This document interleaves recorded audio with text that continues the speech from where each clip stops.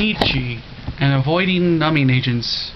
Now I have to give a disclaimer that Nietzsche was very quotable and very hard to understand, which means being misunderstood is inevitable. So take what I'm about to say with a grain of salt. From my reading of Nietzsche, he seems to say that we should avoid things which numb us, which stop us from confronting both hard truths and negative emotion, because negative emotion is actually good for us. We should use it to build ourselves up. So we should avoid things like alcohol and drugs because it stops us from confronting these negative emotions and building ourselves up further, especially if we do those types of things too much. Now, of course, he did this before psychology was really a big thing, so in extreme cases, you should do things that numb you if prescribed by a doctor. Like if a doctor says you have like really extreme emotions, take these pills, then maybe that's an exception to the rule.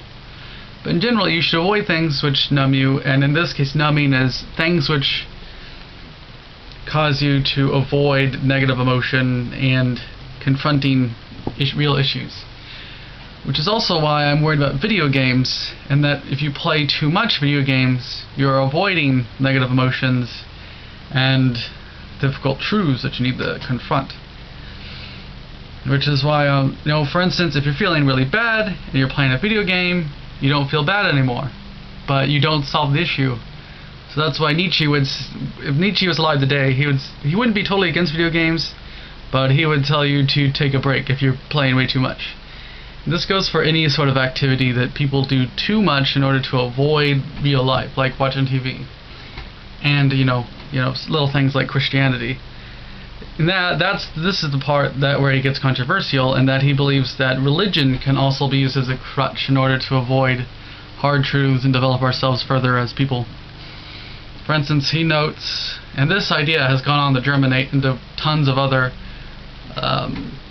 ideas. And I did mean that pun there by germinate. But anyway, the problem with Christianity, he says, is that in telling people that the rich will all go to hell, and in general by praising weakness and in praising being in a lowly state, he worries that it causes people to stay in lowly states by causing them to feel good about their bad states and never actually trying to get themselves out of it. So he thinks that Christianity keeps people down and keeps them from developing themselves further. So he says, instead of saying the meek shall inherit the earth, he would say, try to become stronger and better.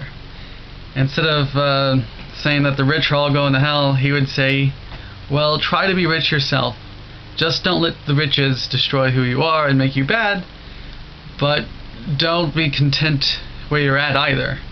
You should always try to be developing further, and staying away from things which stop you from developing, such as religion, distractions, entertainment, and alcohol and drugs.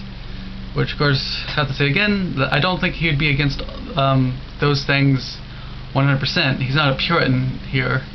He's just saying you be responsible and don't do those things to the point to where they become a numbing agent and they stop you from becoming the Ubermensch.